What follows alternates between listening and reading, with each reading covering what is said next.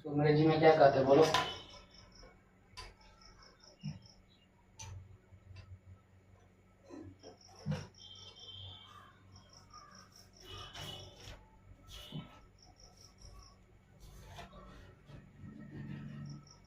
घातीय रूप में लिखने का वास्तविक उद्देश्य है किसी बड़ी से बड़ी राशि को संक्षिप्त रूप में लिखना। ठीक है, घातीय रूप में लिखने का मुख्य उद्देश्य है, घातीय रूप में लिखने का वास्तविक उद्देश्य है किसी बहुत बड़े राशि को संक्षिप्त में लिखना, उसी को हम घात कहते हैं। जैसे देखो, अगर हम लिखे यहाँ, कल तो बता दिए थे, कितना है बताओ?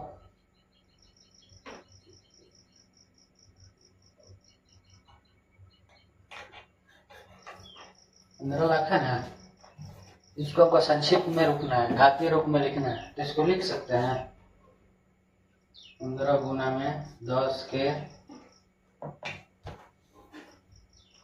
पावर 5, इसको इस तरह से लिख सकते हैं ना।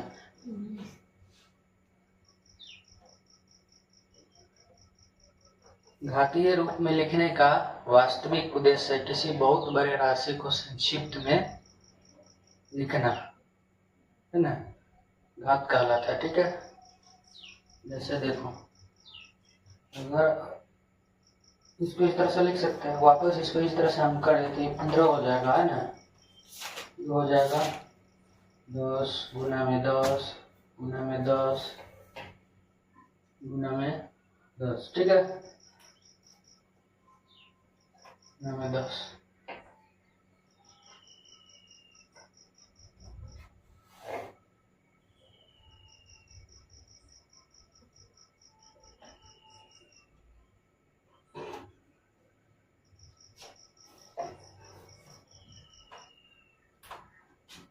वापस ये हो जाएगा 15 लाख, हो जाएगा ना, इतना बात समझ गया। किसी बहुत बड़े राशि को घातीय रूप में लिखने का वास्तविक उद्देश्य है किसी बहुत बड़े राशि को संक्षिप्त रूप में लिखना, उसी को हम घात कहते हैं। ठीक है, इतना तो समझ गए। देखो, जैसे देखो, इसमें कुछ घात है, इसमें कुछ घात है, कुछ घातों के विशेष नाम दिए गए हैं, इसमें से कुछ घातों को विशेष नाम दिए गए हैं। जैसे देखो, अगर हम लिखें 5, इसको पावर नहीं बोलते, फिर भी लोग पावर बोलते हैं, है ना, इसको बोलते हैं एक्सपोनेंट, है ना, समझा? इसको बोलते हैं बेस, पूरा हो जाएगा घात,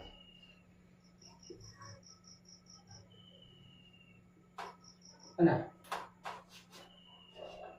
घातीय रूप में इसे कुछ घातों के विशेष नाम दिए गए हैं। जैसे देखो, इधर बताते हैं, जैसे देखो 5 का घात 2 है ना, 5 का घात 2 है, 5 का घात 2 है, इधर 5 का घात 3 है, इसको हम कहेंगे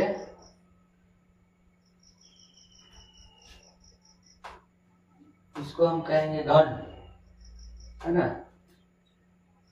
इसको कहेंगे घन, क्यूब,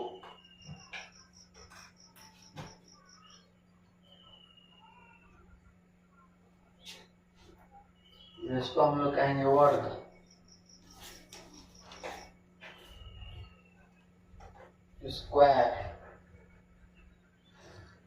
ठीक है, दो घात है ऐसे जिसको विशेष नाम दिए गए हैं, और किसी भी संख्या के ऊपर अगर 2 रहेगा ना, किसी भी संख्या का पावर अगर 2 है तो हम उसको कहेंगे स्क्वायर, जैसे 5 का स्क्वायर। और किसी भी संख्या का पावर अगर 3 रहेगा तो उसको हम कहेंगे क्यूब, जैसे 5 का क्यूब। ठीक है, इसको विशेष नाम दिया गया, इसको कहेंगे वर्ग, इसको कहेंगे इसको घात 3 है तो ये हो जाएगा घन, घात 2 है तो इसको हम कह देंगे, पावर 2 है तो इसको कह देंगे स्क्वायर। ठीक है,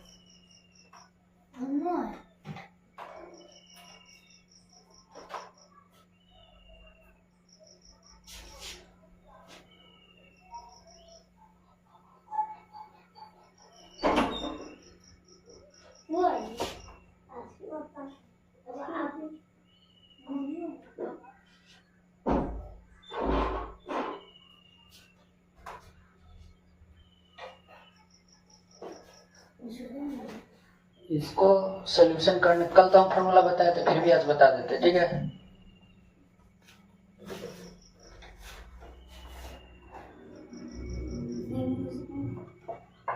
कल तो हम बता देते, फिर भी आज बता देते। देखो जैसे हम लिखते हैं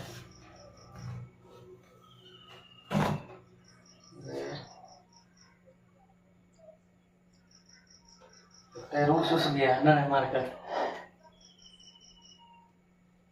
देखो a to the power m into a to the power n है, तो बताया था अगर बेस समान है पावर का साइन है तो बेस समान है गुना का साइन है तो पावर में पावर जुड़ जाएगा, n प्लस n हो जाएगा, है ना। जैसे एग्जांपल देख लो, 2 के पावर 2 है गुना 2 के पावर 2 है तो पावर पावर जुड़ जाएगा तो ये हो जाएगा 4, हो जाएगा ना, 2 और 2 4, ये हो जाएगा 16, ठीक है। इतना तो समझ गया था ना।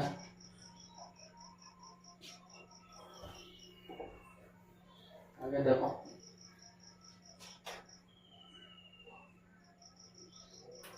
जैसे लिखते हैं हम a to the power m, ठीक है, बटा a to the power a के पावर n। देखो हम अभी भी पावर बोल रहे हैं, सबको आदत लग गई है पावर पावर पावर पावर बोलने के लिए। गेट खोल दो, पावर घात लेकिन एक्सपोनेंट, ठीक है। इसको इस तरह से लिख सकते हैं, देखो बेस समान है और भाग का साइन है ना, इधर देखो इसका मतलब डिवाइड होता है ना, भाग का साइन है तो पावर में से पावर घट जाएगा। जैसे देखो a to the power m minus n, ठीक है। इसका होना चाहिए m ग्रेटर देन n, मतलब n से बड़ा होना चाहिए m, बड़ा में से ना छोटा घटाएगा, इसीलिए। जैसे देखो इधर अगर हम लिख दे 2 के पावर 4 बटा 2 के पावर 2, इसको हम लिख सकते हैं 2 के पावर 4 माइनस 2, ये हो जाएगा 2 के पावर 2, हो जाएगा ना, इधर हो जाएगा 4, ठीक है, हो जाएगा ना।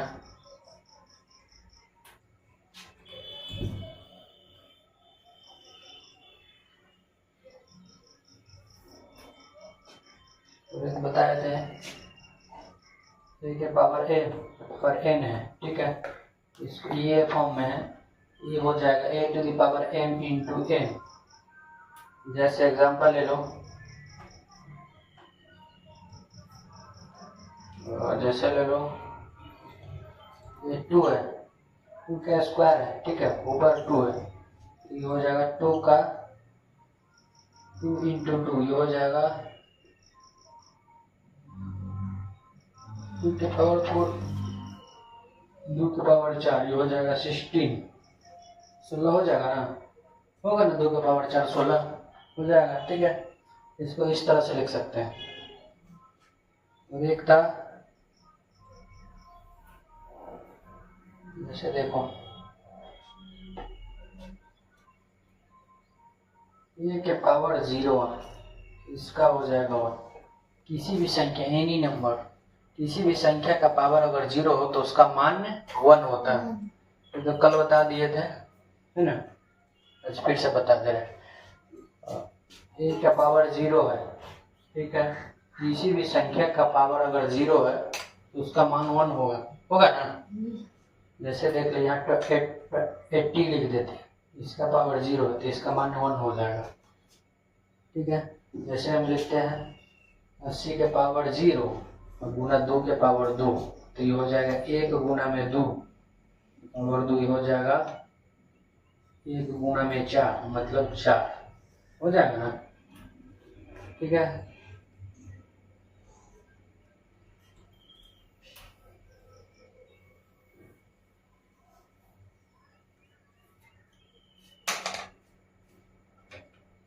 जैसे तो अभी इधर बेस नहीं समान है, ठीक है, बेस सेम बेस नहीं है। जैसे a बट्टा b है ना, इसका पावर अगर n है, देखो ये हो जाएगा a के पावर n और बट्टा b के पावर n। जैसे हम लिखते हैं 2 बट्टा 3, है ना, इसका पावर 2 है, ये हो जाएगा 2 का स्क्वायर और 3 का स्क्वायर, हो जाएगा 4, ये हो जाएगा 6, सॉरी 9, है ना, हो जाएगा ना। इसको इस तरह से हम लिख सकते हैं, समझ गया, समझ गया ना जी।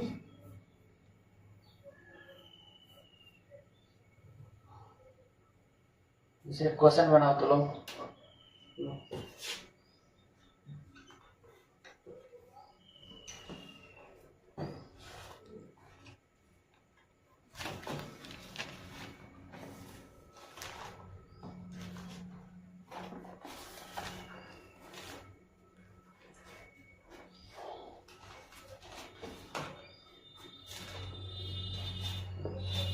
बना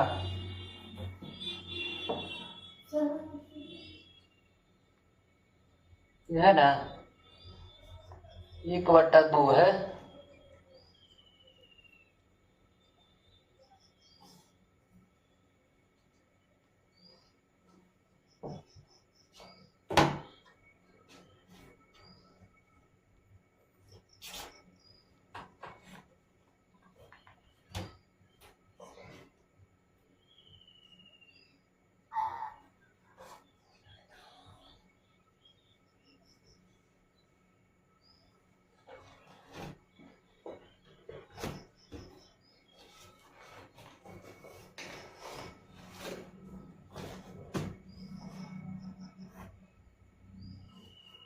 चलो देखो इधर देखो, इसको हम इस तरह से लिख सकते हैं, इधर देखो, इसको हम लिख सकते हैं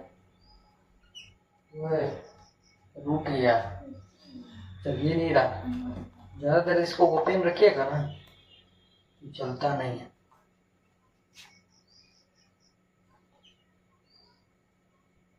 चल जा 6 का स्क्वायर लिख सकते हैं ना, 36 है, 6 का स्क्वायर कितना होता है, 36 होता है ना, 36 होता है ना, तो इसको इस तरह से लिख सकते हैं, इसका पावर 1/2, ठीक है। इसका पावर एक फॉर्मूला क्या होता है, a के पावर n के पावर n होता है ना, तो हो जाएगा a के पावर m इंटू n। देखो इसको अगर हम लिखें तो क्या स्क्वायर गुना में हो जाएगा 1/2, ये 2 से 2 कैंसिल आउट हो जाएगा, ये हो जाएगा 6 के पावर 1 मतलब 6 हो जाएगा, ठीक है, समझा, ठीक है।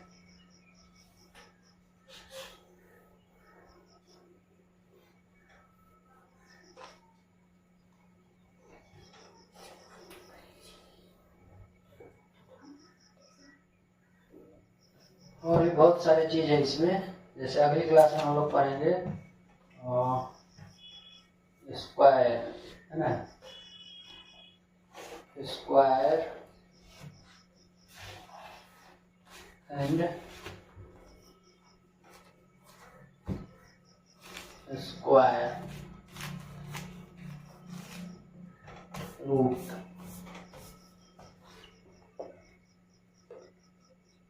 वर्ग एवं वर्गमूल, है ना।